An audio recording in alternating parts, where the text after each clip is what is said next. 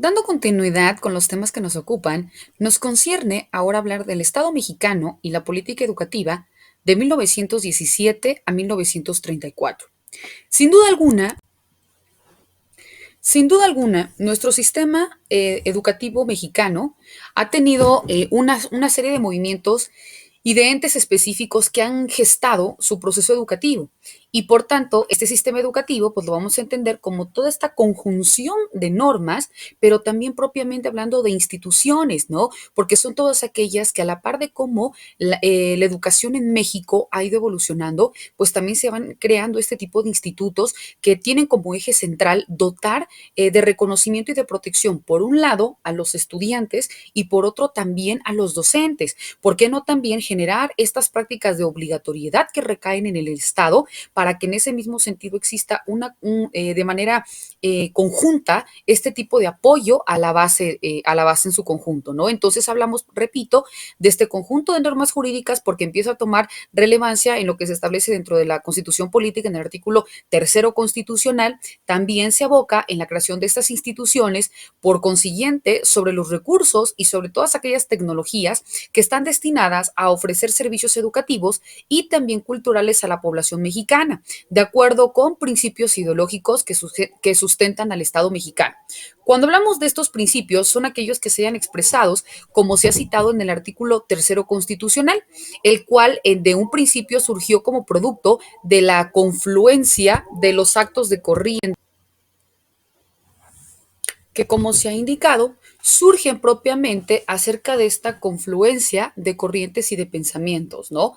Primero de ello, pues tenemos que partir del liberalismo político y que este liberalismo político reafirma con las leyes de reforma que se establecen de 1859 y 1861. Después aparecen los principios populistas que tienen como eje central la cuestión de justicia social,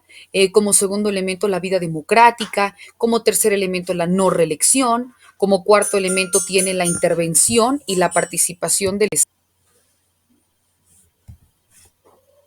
Y como se ha indicado también, la participación que tiene propiamente el Estado mexicano en el quehacer educativo nacional, como los postulados en la Revolución Mexicana, y que estos se gestan de 1914 a 1917, propiamente hablando. Cuando retomamos 1917, pues los constitucionalistas, ¿qué crean? Bueno, pues crean nuestra Carta Magna, que es la que hoy en día nos rige, pero la gestan de acuerdo al pensamiento liberal y populista del siglo XIX. Por ello se establece que nuestra Constitución se ha reformado de acuerdo al avance político ideológico del siglo XX.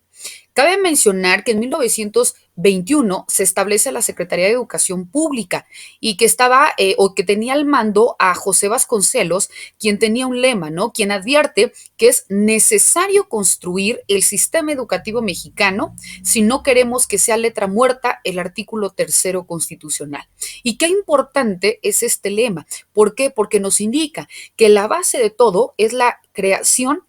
de un sistema educativo mexicano que tenga un eje, una forma de regulación, una dirección también depositada en una secretaría o en un sistema, una forma homogeneizada de estandarizar criterios, de determinar también cuáles van a ser los alcances y competencia que se le tenga que asignar a cada institución, cuál es el grado de responsabilidad también que tiene el Estado en la supervisión de los planes y programas, en la creación de escuelas, en la capacitación y verificación de capacidades o de aptitudes de los maestros, en el apoyo que se le va a destinar propiamente a las escuelas urbanas, a las escuelas rurales, los programas, los maestros que tienen que tomar en consideración toda esta serie de particularidades para que realmente la educación sea dirigida para todos, puesto que emana de un derecho humano que es propiamente la educación y que como su característica de universal tiene que ir dirigida a todos sin distingo alguno, pues entonces aquí nos dice que para que exista realmente una consagración de lo que mandata nuestro artículo tercero constitucional, debe existir por efecto cadena una forma o una directriz a partir de la cual se puedan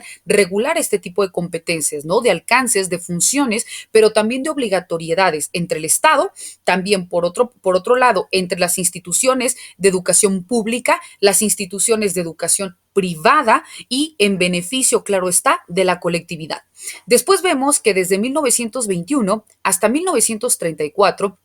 Don José Vasconcelos inicia propiamente esta lucha contra el analfabetismo, ¿no? Y como les comentaba, es ahí donde se crea la necesidad de establecer una escuela rural o escuelas rurales, ¿no? Y por tanto, pues que se proliferaran las bibliotecas, que se establecieran estas ediciones de libros de texto gratuito, que se impulsaran propiamente las bellas artes. ¿Por qué? Porque en este mismo sentido, pues entonces se estaba abriendo cabida a que todos tuvieran esta igualdad en cuanto a acceso de oportunidades, que no existieran estas marcadas clases sociales donde únicamente los que contaran con un recurso pudieran accesar a este tipo de información, ya que a través de esta edición de libros de texto gratuito, la educación podía llegar a todos. Y a la par de que se gesta la necesidad de crear escuelas rurales, pues también el hecho mismo de que estos libros de texto gratuito fueran establecidos y fueran empleados y traducidos a la lengua materna del grupo al cual iba dirigido, ¿no?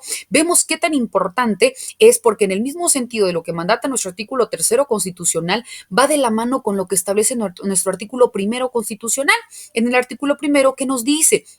Que todos los derechos humanos que se encuentren reconocidos propiamente a partir de nuestra constitución política y de las demás leyes que de ella emanen, tienen que dirigirse a todas las personas que se encuentren dentro del territorio nacional, primero, sin que exista ningún tipo de discriminación. Y aquí, claro está, existía una brecha de desigualdad, puesto que la educación únicamente se impartía en instituciones que tenían cabida en la zona urbana, ¿no? Entonces, por ello la idea de don José Vasconcelos de primeramente ampliar esta cobertura, que se llevara esta oportunidad y reconocimiento de derechos a las zonas rurales y que los libros de texto gratuito fueran en el mismo sentido direccionados y también, ¿por qué no?, establecidos en la lengua materna para que no existiera ningún tipo de obstáculo en cuanto al proceso de información. También nos dice que se le da mayor importancia o se prolifera propiamente lo que eran las bibliotecas. ¿Por qué? Porque todas las personas quizá no podían tener acceso a adquirir algún libro por cuenta propia, pero al aperturarse las bibliotecas, pues cualquiera podía llegar y buscar una fuente de información, obtener mayor conocimiento, dirimir algunas dudas que se pudieran suscitar, pero propiamente a partir de estas instancias que quedaban en responsabilidad del Estado, pero que tenían que ser abiertas para el público en general. Lo mismo está cuando se da impulso a las bellas artes, ¿no? Porque es otro elemento que de manera integral contribuye en la formación de nosotros como educandos y que sin duda alguna también dentro de este mismo proceso formativo, pues contribuye a una mejora sustancial y a una mejora en el Estado mismo, ¿no? Vemos que también más adelante, de 1934 a 1940, se establece con el primer plan sexenal durante el gobierno del general Lázaro Cárdenas del Río, la fundación del Instituto Politécnico Nacional y también del Instituto de Antropología e Historia del Colegio de México.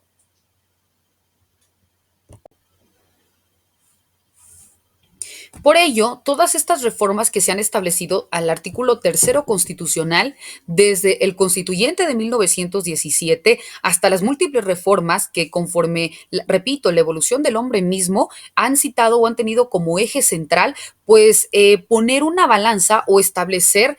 la garantía, la forma específica de que en todos los niveles de gobierno, pues se geste propiamente la obligatoriedad para poder atender los niveles de educación en México, para que todos, repito, a nivel federal, estatal y municipal, generen políticas públicas enfocadas en que exista un mayor beneficio o impacto hacia los educandos, ¿no? Por eso hablamos que se toma en cuenta desde la enseñanza libre pero laica, la educación socialista, la autonomía universitaria, el control de los planes y programas de estudio, teniendo como eje rector la filosofía política, la cuestión educativa en todos los factores del gobierno mexicano y que claro está, exista una forma de control de los sistemas de educación, pero que tengan como eje central o como único objetivo el conducir con determinados casos para que pueda ser aperturada el proceso de información a todos los sectores como tal. Motivo por el cual, como se ha mencionado, el primer artículo que polarizó el Congreso Constituyente de 1916 a 1917 fue el artículo tercero constitucional, toda vez de que este proyecto enviado por el presidente Venustiano Carranza se inclinaba por reproducir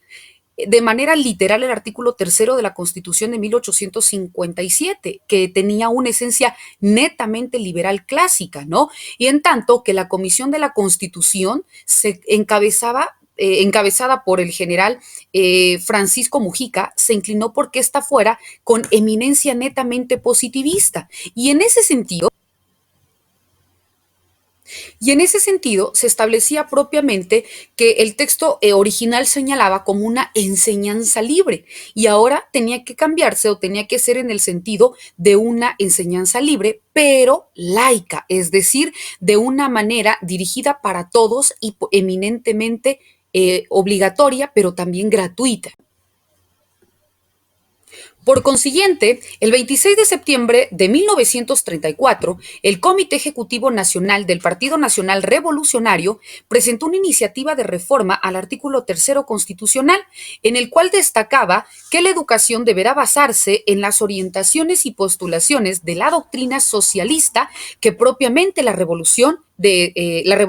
sustentaba y que tenía bajo ejes rectores, el primero de ellos, la concurrencia educativa. ¿Por qué? Porque en 1934 se instituye el principio de concurrencia de facultades en materia educativa, es decir, que corresponde eminentemente a la federación, a los estados y a los municipios la función social de impartir con carácter de servicio público la educación en todos sus tipos y grados. Por eso mismo, también propiamente emanado de esta concurrencia educativa, el segundo elemento que se contempla dentro de esta reforma de 1934 era la educación socialista. ¿Y por qué la educación socialista? Porque debía tener o ir a la par de esta evolución